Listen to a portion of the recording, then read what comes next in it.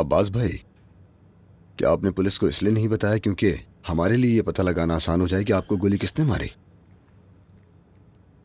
जाहिर है कि आप बेहतर जानते हैं, लेकिन मेरा ख्याल है देर होने से पहले हमें हाथ पांव मार लेने चाहिए। अल्लाह ना करे जिसने भी किया है कहीं वो भाग न जाए। मैं मदद करता हूं। पीछे हटो, खुद देख लूंगा मैं। वैसे हमें एक पक्की खबर मिली है जो आपको बताना बहुत जरूरी है।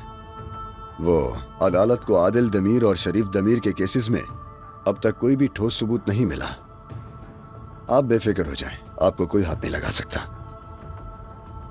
हटो सामने से, हट जाओ सामने से मेरे, वरना बहुत बुरा होगा। लेकिन बेगम साहिबा, अब्बास साहब आराम कर रहे हैं।